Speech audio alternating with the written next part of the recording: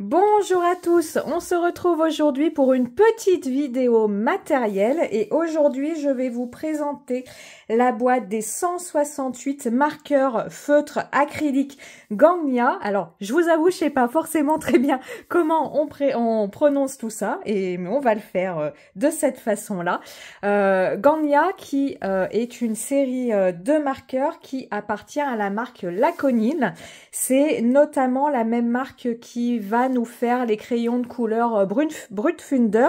Si vous avez regardé mon guide de démarrage de colorisation au crayon de couleur, notamment les crayons de couleur de cette même marque sont très appréciés dans un budget limité. Ce sont des très bons crayons de couleur lorsqu'on dispose d'un budget limité.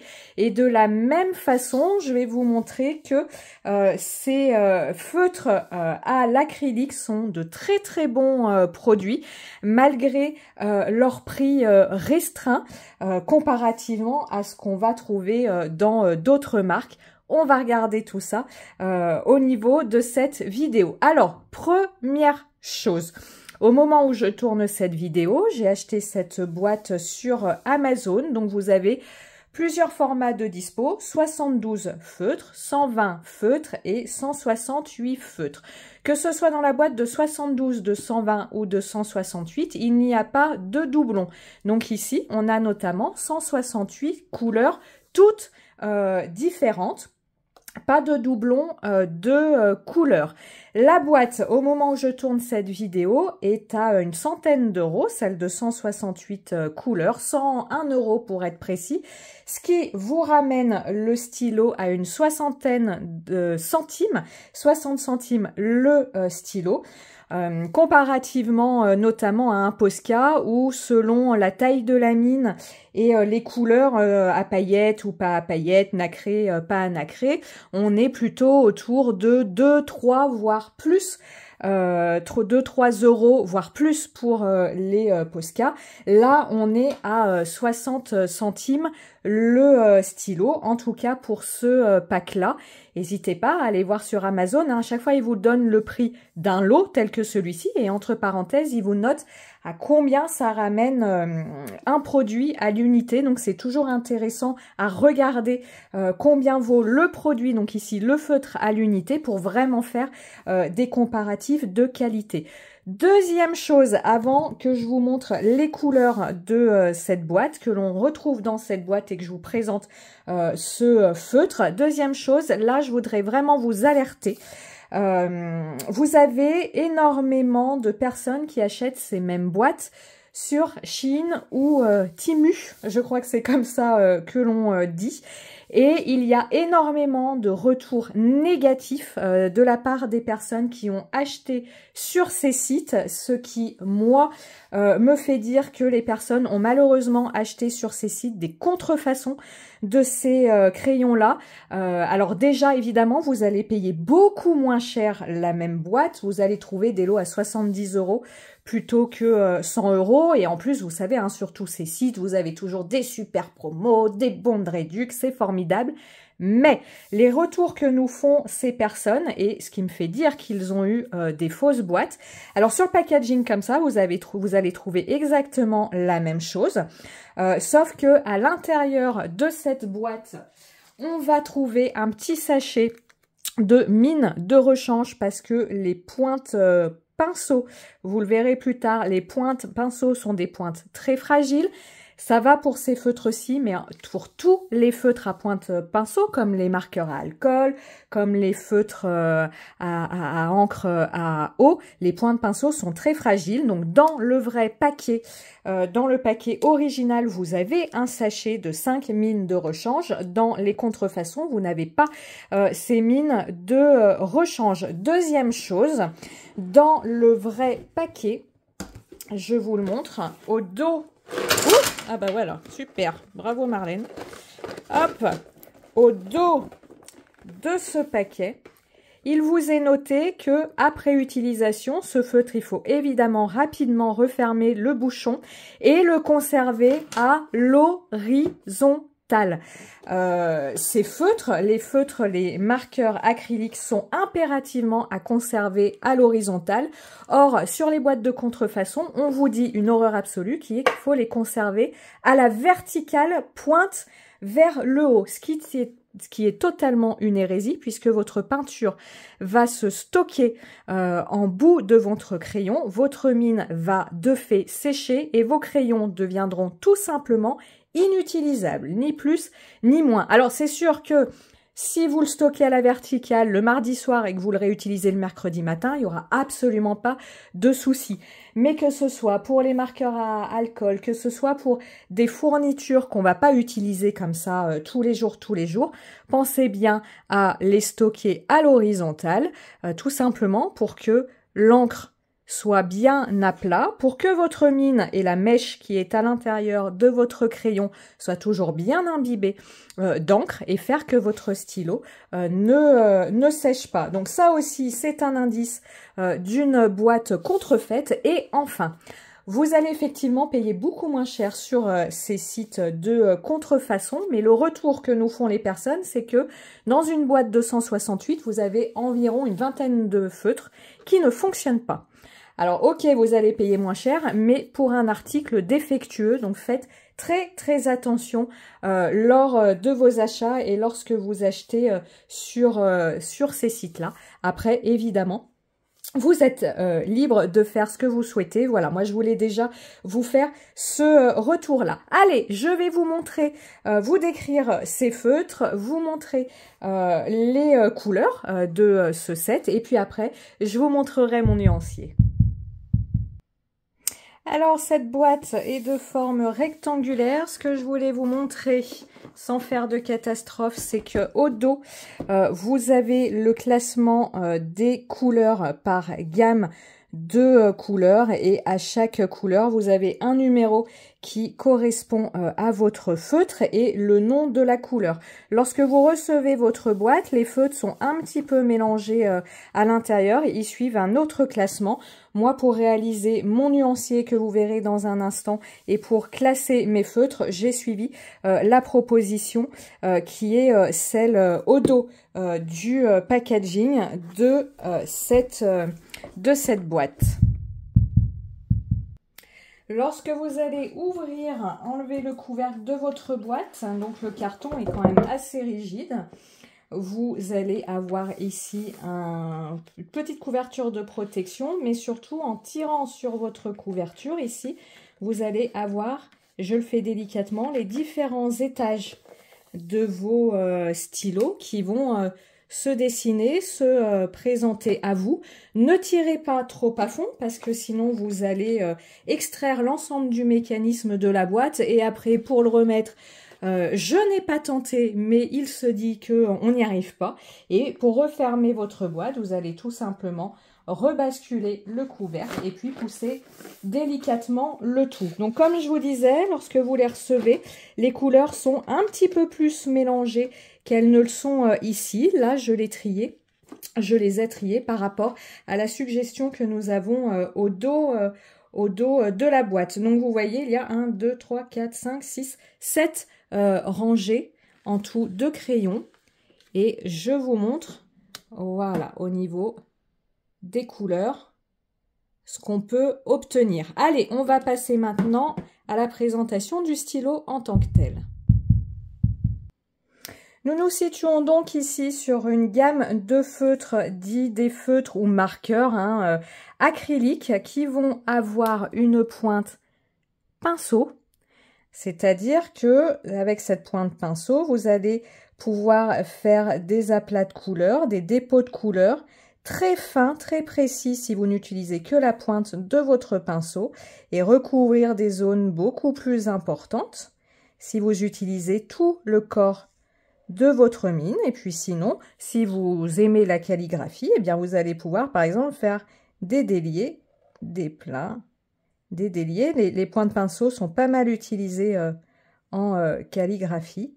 Voilà, les points de pinceau vont s'opposer, entre guillemets, être différentes des pointes biseau, par exemple, que l'on trouve chez Posca, où là, on a une pointe fine qui est très très dur. Là, vous voyez, on fait des traits très fins. Ils vont également être différentes des pointes rondes que l'on trouve également chez Posca et où les pointes vont être de diamètre différent. Plus le diamètre est important, plus le trait, le dépôt de couleur est important. Donc voilà au niveau de la mine. Ces feutres, donc vous voyez sur le côté, vous avez un niveau qui va vous indiquer le niveau de peinture qu'il reste dans votre stylo. Moi, celui-ci, je ne l'ai pas encore utilisé, si ce n'est pour faire mon nuancier, donc il est plein. Et puis, en le tenant tête en l'air, eh bien ça vous permet de voir la peinture qui reste, ou en tout cas qui a été utilisée dans votre crayon. Vous avez au niveau du bouchon de votre stylo le code couleur dont je vous ai parlé tout à l'heure, en sachant que pour la majorité des crayons, on n'est pas trop mauvais entre couleur de peinture, vous le voyez, et couleur du corps de votre crayon. Puis la couleur de votre peinture, de toute façon, vous l'avez là. Mais je trouve que c'est toujours important de faire son nuancier pour bien se rendre compte de ce que donne notre feutre, tant au niveau de la couleur qu'au niveau de l'opacité de celle-ci.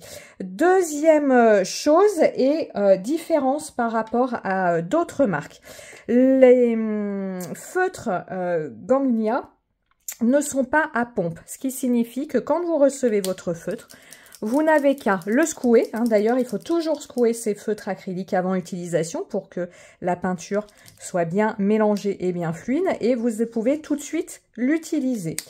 Par opposition, des marqueurs, des feutres acryliques d'autres marques tels que Posca ou ici Artistro. Donc, j'en ai pris un nouveau. Vous voyez, lorsque je reçois mon stylo, la pointe est blanche et il faut pomper pour pouvoir activer, voilà, la descente de peinture au niveau de sa mine. Selon les marqueurs, il faut un peu pomper et pour d'autres, notamment pour les Posca, il faut pomper un moment avant que la peinture descende au niveau de la mine. Autre différence, ce type de marqueur acrylique, ou en tout cas les marqueurs de cette marque, ont un dépôt de peinture régulier, c'est-à-dire je dépose. On a toujours la même quantité de peinture qui se dépose sur notre feuille. Lorsqu'on est avec des marqueurs à pompe qu'il faut activer, quelle qu'en soit la marque, Posca, Artistro, où vous avez une marque qui fait beaucoup aussi parler d'elle en ce moment, qui est tout ce qui va être, voilà, je l'ai là, Tooly Art. Le problème des marqueurs à pompe, c'est que vous allez déposer votre couleur et à un moment, il n'y aura plus assez de peinture au niveau de votre mine et il faudra en cours de colorisation repomper. Et voilà, vous l'avez en direct, ce qui peut se passer. C'est-à-dire que vous avez pas assez de couleur dans votre mine, donc vous pompez pour faire descendre la peinture et paf, c'est la tâche. Ça, avec ces marqueurs-là, du fait que vous n'avez pas besoin de pomper et que le débit est régulier, et si vous n'avez pas défaut, le dépôt de couleur est complètement régulier sur votre papier. Donc ça, pour moi, c'est très important. Par contre, comme le débit est régulier, vous ne pourrez pas faire des projections au marqueur acrylique. Je ne vais pas vous en faire la démonstration pour ne pas abîmer mon feutre. Je vais vous faire ça avec le Posca, mais vous ne pourrez pas, avec ces crayons-là, prendre... où il est mon pinceau? Hop! Prendre un objet lourd, taper votre feutre pour faire des projections de marqueurs acryliques comme vous voyez souvent faire lors de mes réalisations. Là, il vous faudra un marqueur avec système de pompe pour attendre la sortie, la grosse sortie de peinture. Et là, vous voyez, avec un objet lourd, ciseaux, gros pinceau, tapez sur votre feutre pour faire des projections de peinture. Voilà, donc c'est pour vous montrer un petit peu la différence. Alors là, je vous dis Posca, mais c'est valable en fait pour marqueur point de pinceau versus marqueur système à pompe, quelle qu'en soit la marque. C'est exactement la même chose pour les Artistro. Ce serait exactement la même chose pour les Tooly Art qui sont également système à pompe.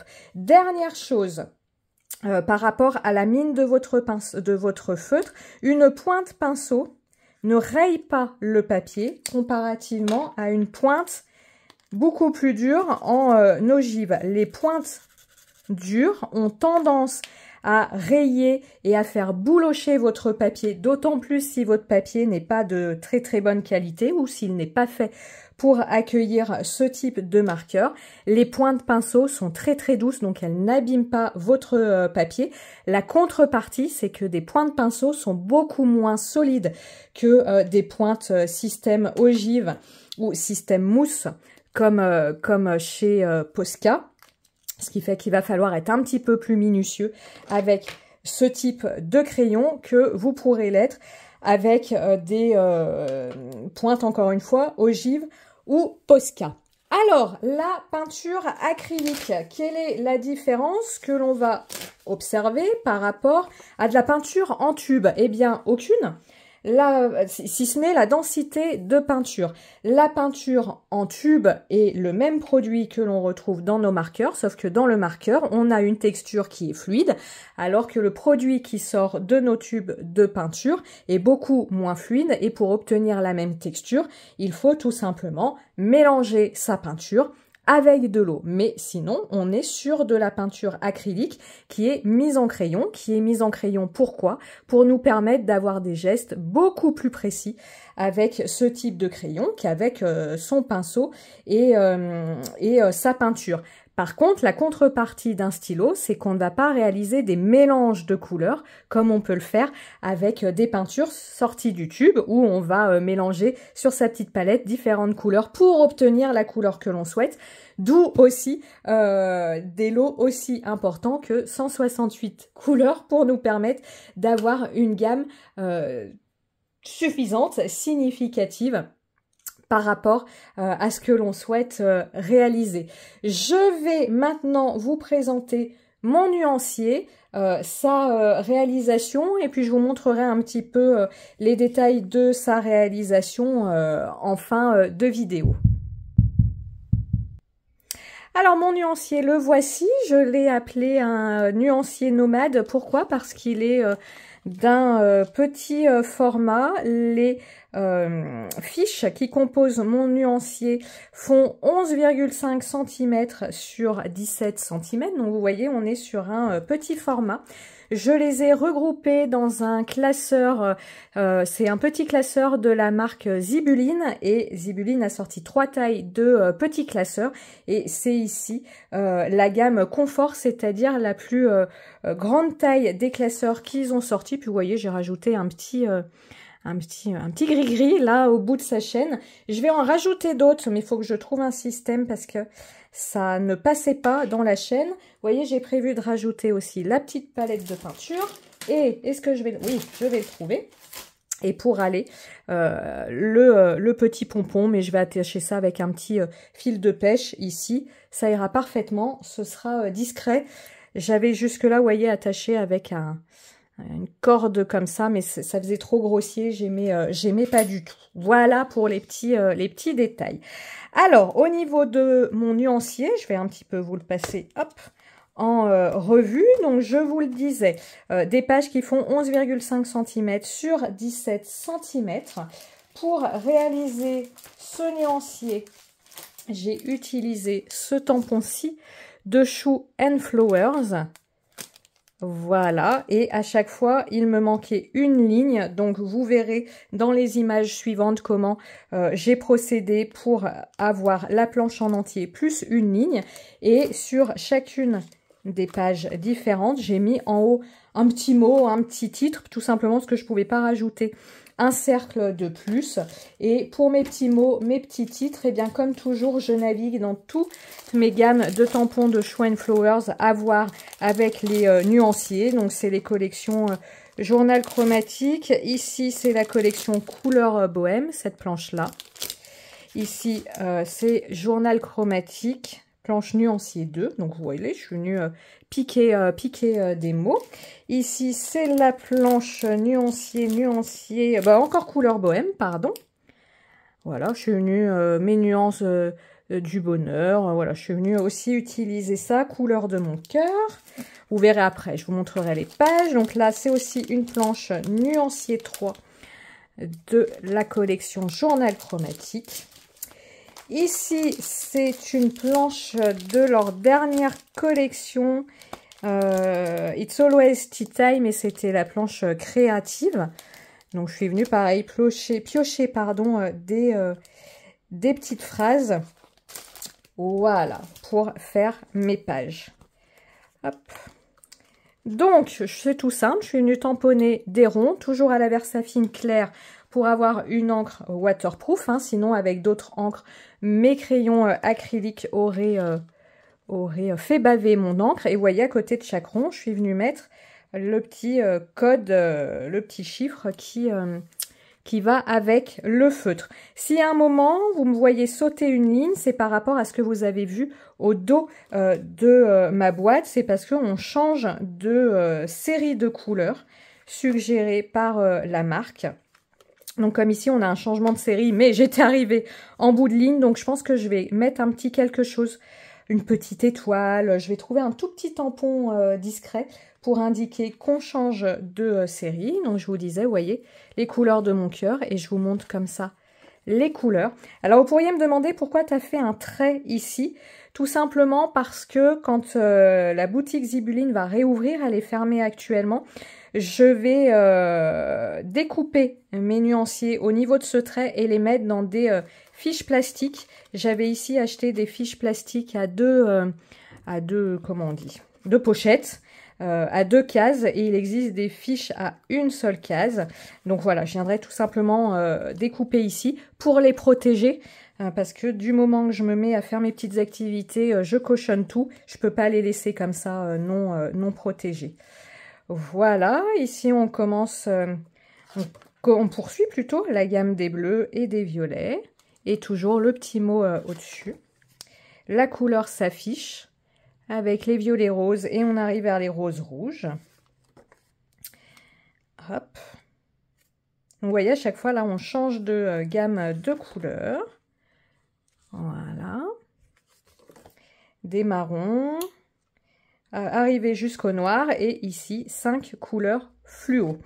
Vous me remarquerez, ou pas, les marqueurs acryliques sont comme la peinture acrylique, c'est-à-dire que les teintes les plus foncées vont être complètement opaques et vont venir recouvrir les traits de nos tampons. Par contre, les teintes les plus claires, vous le voyez ici notamment avec l'exemple du 738, bien que je passe sur le trait du tampon, eh bien on voit encore les traits du tampon au travers, ce qui signifie que si vous voulez recouvrir une zone sans voir la marque de votre tampon, les couleurs claires, il va falloir faire plusieurs couches à la différence des couleurs les plus foncées. Donc l'intérêt aussi de réaliser son nuancier, au-delà que c'est un objet sympa et de visualiser ses couleurs, eh bien ça vous permet, comme je vous disais, de voir quelles sont les teintes qui vont être très opaques, hein, comme ici les rouges, là ici le orange est semi-opaque, vous voyez, le deuxième là, les traits de l'intérieur de mon rond sont pas complètement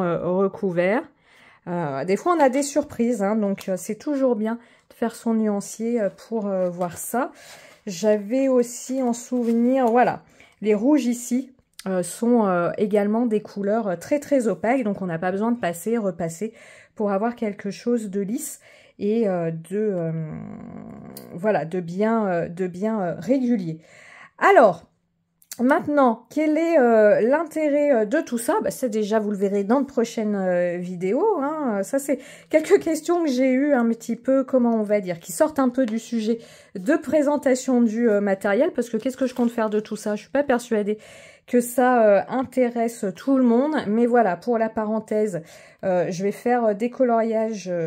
reprendre un petit peu le coloriage et notamment les coloriages mystères. Donc, je les ai surtout commandés pour ça. Mais je me dis, et ça, il faut que je teste, que je vais également colorier avec ces crayons et tester si je peux les mixer avec du crayon de couleur pour apporter, vous voyez, sur nos couleurs, que ça fait une colorisation assez plate, hein, le feutre acrylique, et bien voir si je peux amener des ombrages, faire des mélanges de couleurs avec des crayons de couleur, tout simplement. Allez, je vous laisse avec la petite vidéo de la constitution de ce nuancier. Alors, pendant les minutes qu'il nous reste et pendant que vous voyez la réalisation de mon nuancier, je vais finir de répondre à quelques questions que j'ai eu sur Instagram. Alors déjà, quel serait l'intérêt des marqueurs acryliques tels que ceux que je vous ai montrés? Alors, je vais pas parler de l'intérêt, je vais parler de qu'est-ce qui change, parce que l'intérêt, c'est quelque chose de très personnel. Comme toujours, on aime ou on n'aime pas. Mais les marqueurs acryliques, ce qui change par rapport à des feutres à eau ou des feutres à alcool, c'est qu'ils sont très très couvrants. Donc ça, c'est la première chose, hein. Il n'y a pas quelque chose qui va être plus couvrant que de la peinture acrylique. La deuxième chose, c'est qu'ils ont, alors au bout d'un passage ou de deux passages, hein, comme je vous ai dit, selon l'opacité de la couleur, c'est qu'ils ont un rendu très très lisse. Ils ont un rendu sans traces, ce qui n'est pas forcément le cas des feutres à eau. Lorsqu'on veut mettre en couleur une zone, on va avoir assez facilement les traces du coup de feutre de son feutre, hein, du coup de mine. Ça, on l'a beaucoup moins, voire pas du tout avec les feutres acryliques, et ce d'autant plus, hein, comme je vous l'ai dit, qu'on reste sur une pointe pinceau comparativement à une pointe plus dure comme une pointe ogive. Effectivement, on m'a demandé est-ce que ces crayons, est-ce que ces feutres s'usent ou vite? Alors oui, ils s'usent vite. Le problème, enfin le truc ne vient pas de cette marque de marqueur acrylique précisément. Ça vient du fait des marqueurs acryliques. Les marqueurs acryliques sont des fournitures qui s'usent particulièrement vite comparativement à d'autres feutres, encore une fois, comme les marqueurs à alcool ou les feutres à eau. Tout simplement parce qu'ils ont un débit, alors c'est pas de l'encre, on va dire un débit de peinture assez, important pour avoir, comme je vous dis, cette couverture et opaque et très régulière. Ils ont un débit très, très, important, ce qui fait qu'effectivement, on use assez, rapidement, ce type, de feutre. J'en viens également à l'une des, alors c'est pas vraiment une critique, à l'une des choses qui m'embête avec ce set, mais ça m'embêterait également avec d'autres sets, c'est que vous ne pouvez pas acheter ces crayons à l'unité, comme je vous le disais. On a des boîtes au jour d'aujourd'hui de 72, 120 ou 168 crayons. Donc, lorsqu'on a un crayon qui est terminé, si on veut retrouver cette teinte, eh bien, il faut racheter une boîte entière. Donc ça, c'est pas forcément satisfaisant.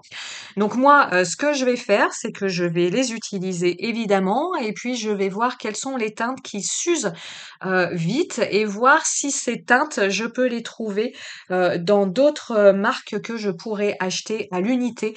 Par exemple, le noir est quelque chose qui s'use très très vite. Il est évident que je vais pas investir dans 50 coffrets pour avoir 50 crayons noirs, et que là, pour le noir, je vais plus me diriger vers les Posca, vers les Artistro que vous me voyez habituellement utiliser.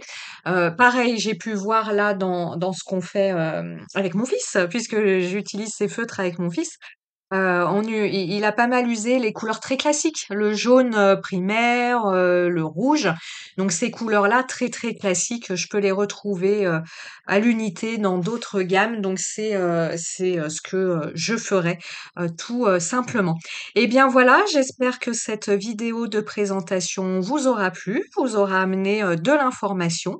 Et puis comme toujours, si vous avez des questions, n'hésitez pas à les laisser en commentaire, et moi, je vous mets tous les liens produits, ou en tout cas les liens vers ce lot de marqueurs en descriptif de la vidéo. Je vous souhaite une excellente journée et je vous dis à très très bientôt. Ciao, ciao, bye.